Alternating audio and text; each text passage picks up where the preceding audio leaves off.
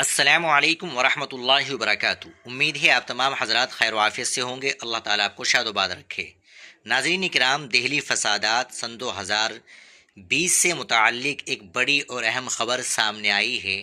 دہلی کی ایک عدالت نے بڑا فیصلہ سناتے ہوئے 9 افراد کو تمام الزامات سے باعزت بری کر دیا ہے۔ جمعیت علماء ہند کی قانونی جدوجہد رنگ لا رہی ہے اور اب تک مجموعی طور پر 125 افراد رہا ہو چکے ہیں۔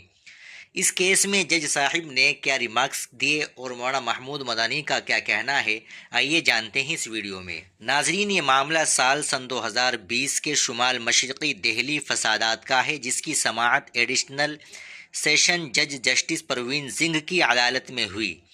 عدالت نے دیال پور تھانے میں درج ایک FIR کے تحت نامزد 9 افراد شاہ عالم، راشد سیفی، محمد شاداب، حبیب، عرفان، سہیل، سلیم، ارشاد اور اظہر کو بری کرنے کا حکم دیا۔ جج صاحب نے واضح الفاظ میں کہا کہ استغاثہ کا پورا مقدمہ کمزور گواہیوں پر ٹکا ہوا تھا۔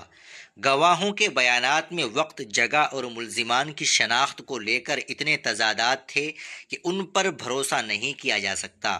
یہاں تک کہ عدالت نے مشاہدہ بھی کیا کہ بعض گواہوں نے جھوٹی شہادت دی ہے تاکہ بے گناہ لوگوں کو پھنسایا جا سکے۔ اس کیس میں ملزمان ارشاد اور حبیب کی پیروی جمعیت علماء ہند کے سینئر وکیل ایڈوکیٹ سلیم ملک نے کی۔ آپ کو بتاتے چلے کہ صدر جمعیت علماء ہند مولانا محمود اسعد مدنی کی ہدایت پر وکلاء کی ایک پوری ٹیم مولانا نیاز احمد فاروقی کی نگرانی میں دہلی فسادات کے 267 مقدمات کی پیروی کر رہی ہے۔ جمعیت کی مسلسل کوششوں کا نتیجہ ہے کہ اب تک 125 بے گناہ افراد جیلوں سے باہر آ کر اپنے گھروں کو جا چکے ہیں۔ اس اہم فیصلے پر اطمینان کا اظہار کرتے ہوئے مولانا محمود مدنی نے وکلاء کی ٹیم کو سراہا۔ انہوں نے کہا کہ انصاف کی بالادستی کے لیے جمعیت علماء ہند اپنی قانونی جدوجہد جاری رکھے گی۔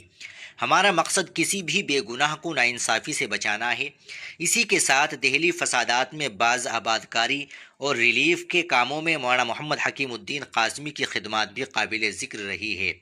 ناظرین، یہ ایک بڑی کامیابی ہے ان لوگوں کے لیے جو برسوں سے انصاف کے منتظر تھے۔ اس خبر پر آپ کی کیا رائے ہے، کمنٹ سیکشن میں ہمیں ضرور بتائیں اور اس ویڈیو کو زیادہ سے زیادہ شیئر کریں تاکہ سچ لوگوں تک پہنچ سکے۔ ایسی ہی مزید ویڈیوز کے لیے ہمارے چینل کو سبسکرائب کرنا نہ بھولیں۔ شکریہ۔ السلام علیکم ورحمۃ اللہ وبرکاتہ۔